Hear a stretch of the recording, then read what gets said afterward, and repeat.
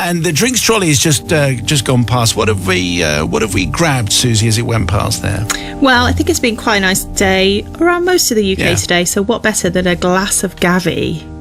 Oh, that is a very, very good choice. 125 or 175 mil? I would say always 175. Okay. Obviously, drink responsibly. Yes, well done. Okay, 5:46. Today's confession comes from Colin. I should say it does contain blood and bleeding. Ooh, lovely. Just so you know.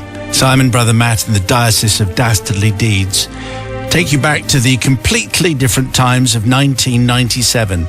I was married with a young daughter and another due imminently. I was working a junior management role for a well-known high street catalogue shop. It wasn't a particularly well-paid job, and so I had a part-time job doing railway track maintenance on Saturday night after my day job had finished, or on the Sunday. I'd been applying for other jobs and had finally got an interview for a job that would pay much more than my two jobs combined. I was desperate to go for the interview. Problem was, the interview was to be held at a central location 2 hours away and on a Saturday. And as anyone who has worked in retail will tell you, getting a Saturday off was about as easy as winning the lottery. You'd heard stories of it happening, but it had never happened to you.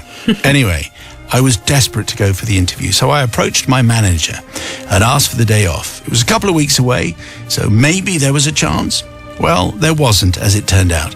My manager, a man in his late 30s, early 40s, with the appearance of a much older, henpecked man, told me that no, absolutely not. Far too busy. He couldn't spare me. I didn't let it lie, Simon. I persisted. I told him I really, really needed the day off, and it was of the utmost importance that I have it. Why, he asked, why are you so desperate for that day off? Well, Father Simon, I was put on the spot, and I needed a convincing story for my request because, as we all know, you don't simply just tell your boss you're going for an interview somewhere else. The story that came to me was something that my wife and I had recently been discussing, and that was a small operation, one that involved a little snip. And one that would mean our little family would remain at that size and my swimmers would no longer swim. I don't know why I chose that story, but as soon as I did, his eyes lit up. Oh, he said, my wife has been pestering me for that, to have that done. I'm a bit reluctant, to be honest. So yes, you can have the day off and then come back and tell me all about it. Oh, no. Victory, Father Simon, I could go to the interview. Well, the day came, the interview came, and it wasn't great, I'm afraid, and I came home heartbroken.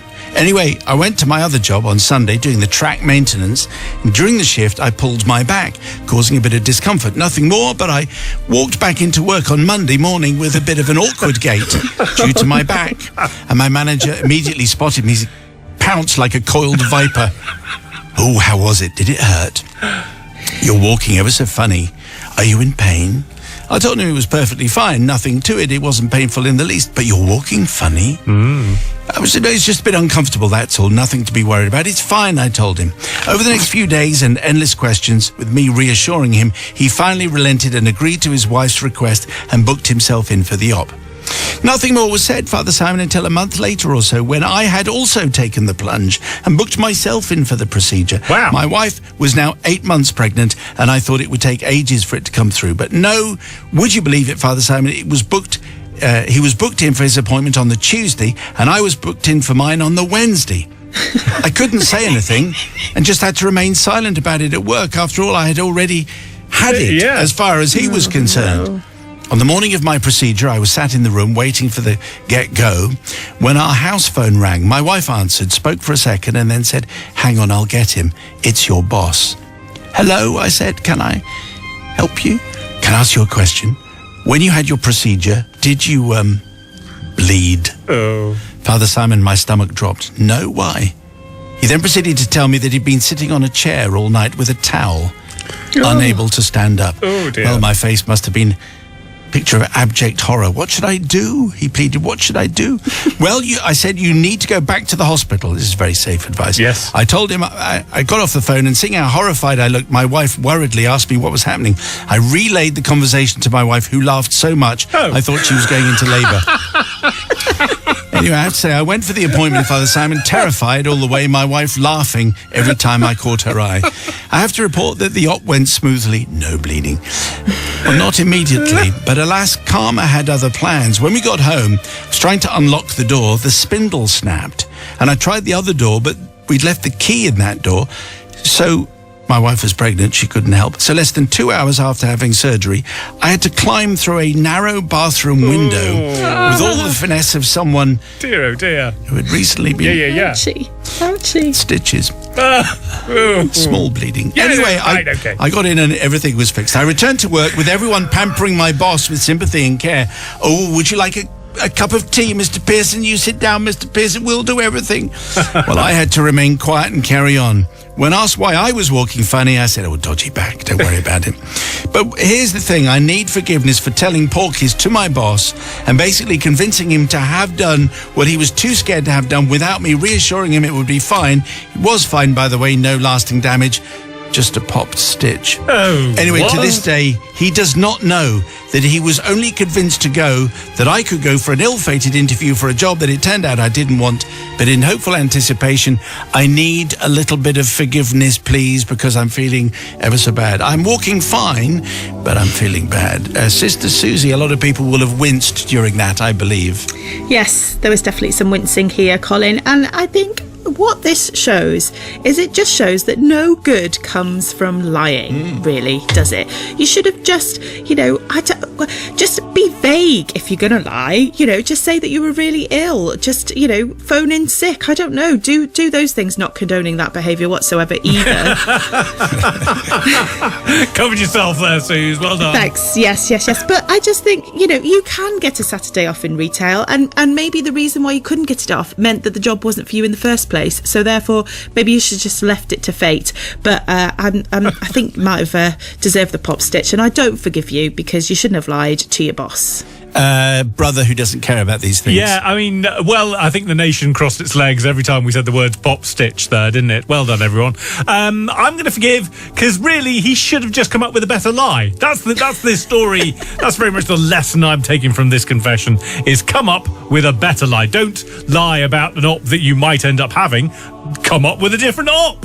And also, didn't he blaze the trail for the boss? The boss didn't want to have the op, and then saw that one of his employees was having the op. He looked okay, apart from the walking around with the dodgy ding-dong, and so now everything's sorted, and the boss is all sorted as well. So for that reason, yes, I'm going to forgive. Did you actually say dodgy ding-dong? As in the, Okay. Yeah, no, I realised what you were trying to say. Okay, it's the people's verdict. A lot will depend on where you are, I think, in life as to what you make of what Colin has told us. But anyway, forgiveness, yes or no, on the people's verdict, 61054. First word is Simon. Just before the news, we had a vasectomy confession. That's kind of all you need to know. Colin's boss only had one because he said he'd had one, but he hadn't had one, and then he had one, and then he had to climb through a window to pay his penance back to the soul of the earth. The soul of the earth? I think that's right. Wow. Anyway, the people's verdict is in. Here it comes. So everyone forgives tonight. Joe in Boston, forgiven. Poor chap. I think he paid for his fib already, having to climb in the bathroom window, having just been snipped. Ouch. Forgiven because it's actually quite funny.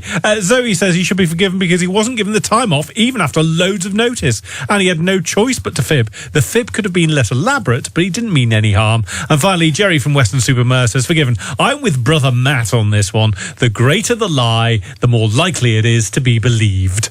Really? Well, that's a very depressing view of it is, human isn't nature. It? But true. Thank you for that, and thank you for the ding-dong. Yes, thanks. If you have a confession, please send it to confessions@greatesthitsradio.co.uk. Hark! There's the fine sound of the drinks trolley as it trundles past. What are we grabbing?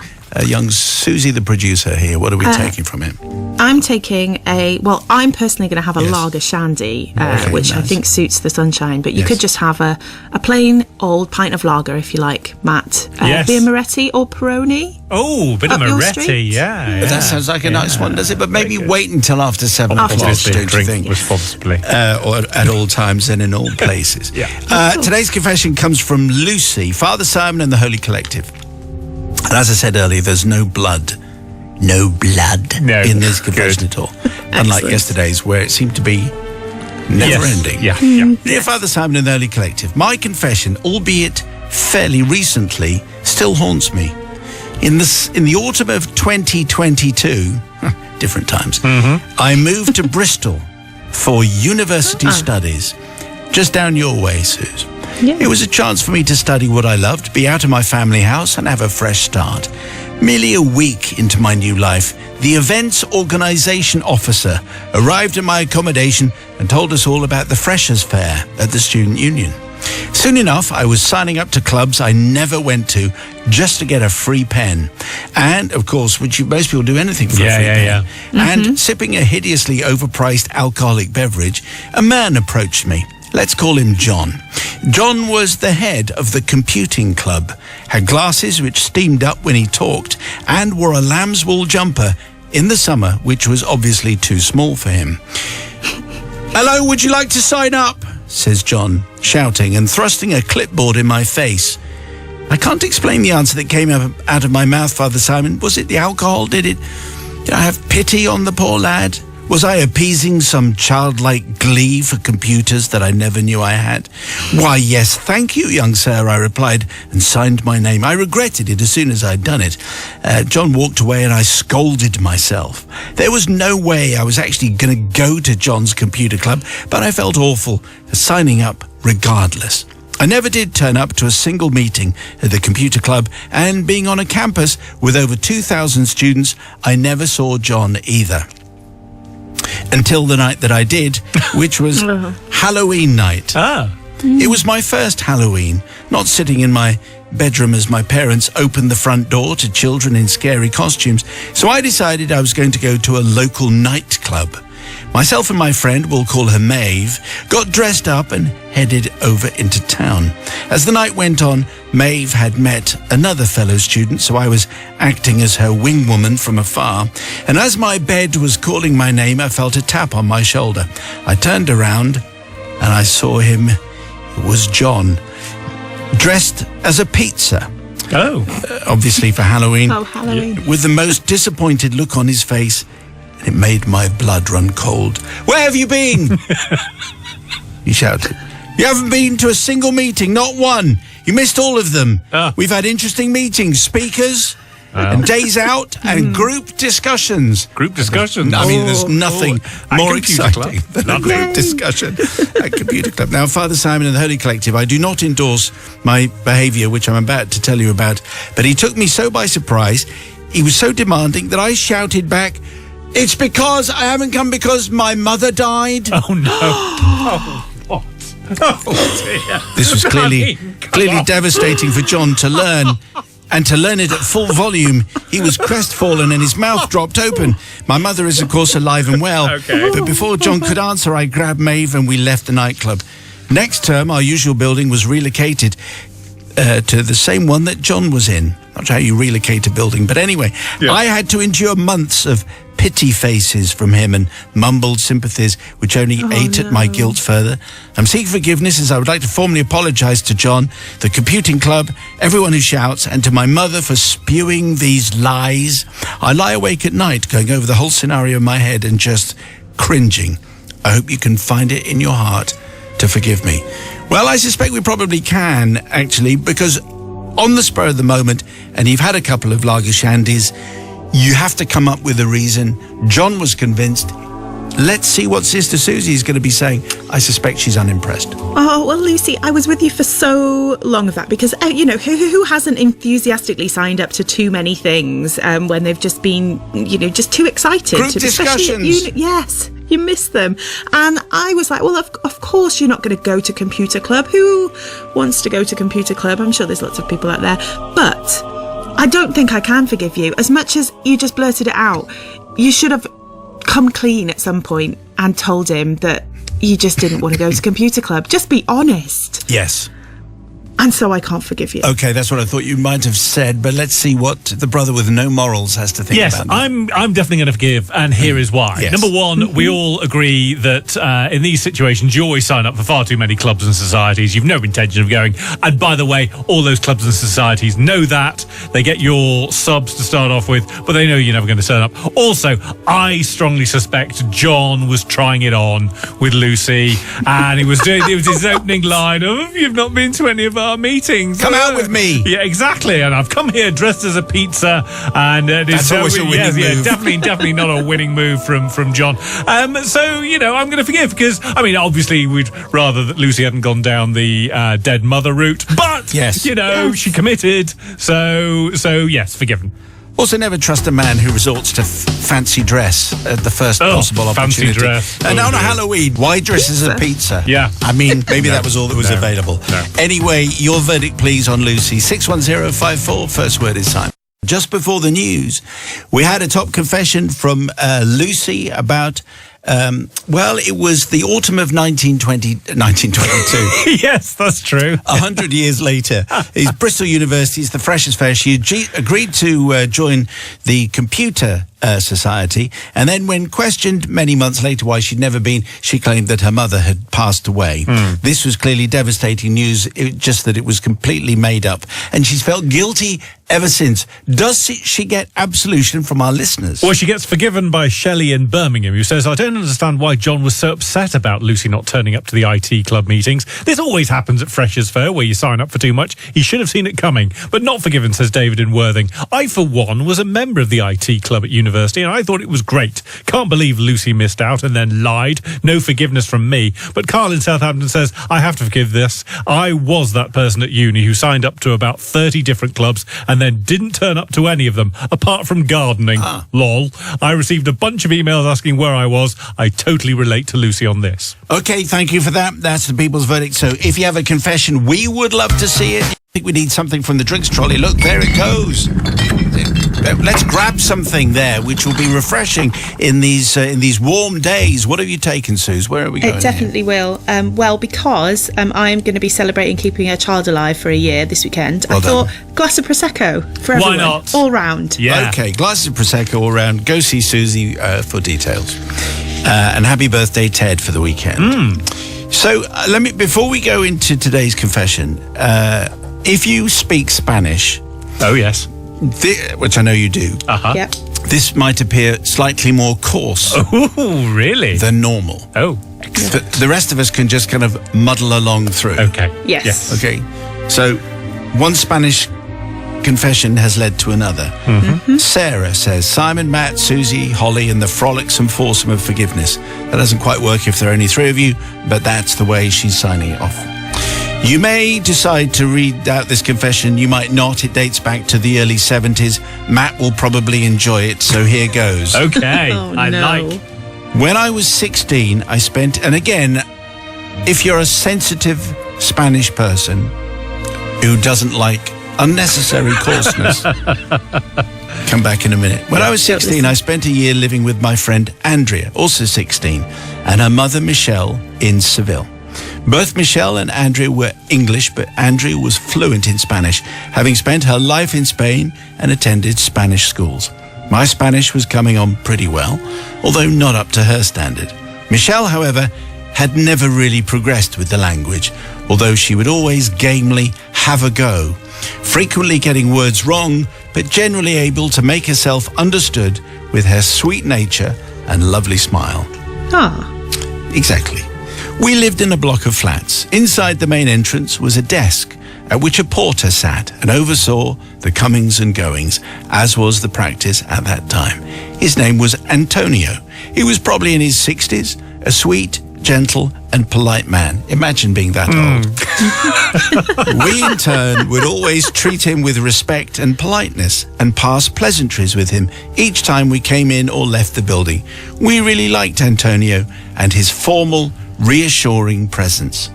Well, despite his best efforts, as he only worked during the day, there had been a minor break-in one of the flats on our floor one night, and Michelle was rather spooked and scared by this.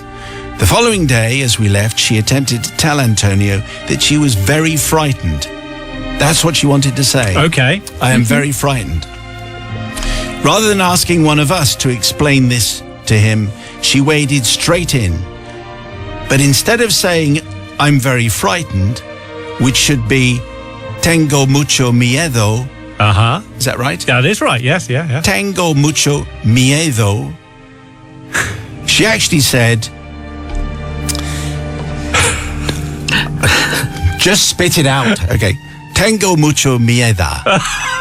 Oh dear. When she saw the horrified expression on poor Antonio's face, she decided to press the point and escalate her concern by adding the word tanta.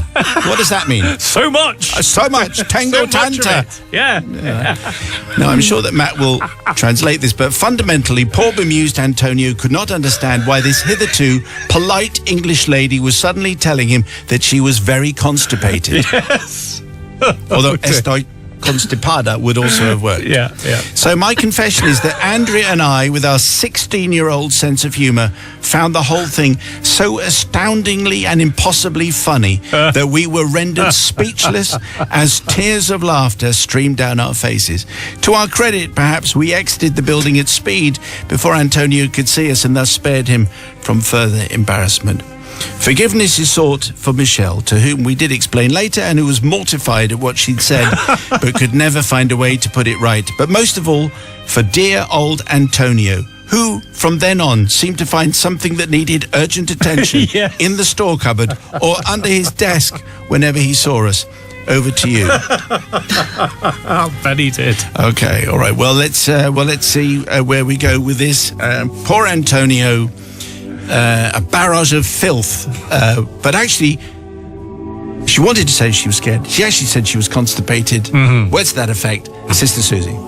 Well, but I do feel for Antonio here because obviously he was quite shocked. However, what I think is the important part is she tried really hard. Her intentions were there and they were good intentions. She wasn't meaning to tell him that she was constipated, and for that reason I'm feeling in a good mood, so Okay. I'm going to forgive her. Tengo mucho miedo. Miedo. That's the one Miedo. to do. You go with the O, not the A. Yeah, correct. Brother Spanish. Yes, man. I mean, come on. It was so close, wasn't it? It was so close. And obviously, you don't want to be saying that to your doorman.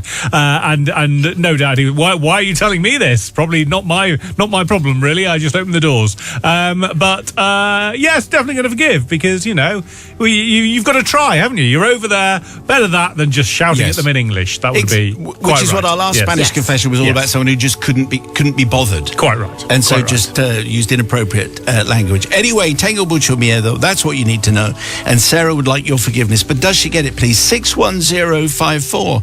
And the first word has to be silent. Just before the news, we had another Spanish confession whereby we heard the story from Michelle, who was trying to say she was very, very frightened because of a break-in. She actually said, I'm very constipated, or words to that effect. Yeah. Anyway, forgiveness has been sought. What did we get? Everyone forgives tonight. She was trying her best with the language. Totally forgiven, says Jessica. Michelle in Worthing, forgiven. Sarah sounds like a funny gal. Poor Porter didn't know where to put himself. Apparently Rachel says, as someone who accidentally asked a member of staff in a French DIY store to flash at me, my sympathy is with Michelle. She is very definitely forgiven. Thank you very much for that. And if you have a confession, send it to confessions@greatesthitsradio.co.uk.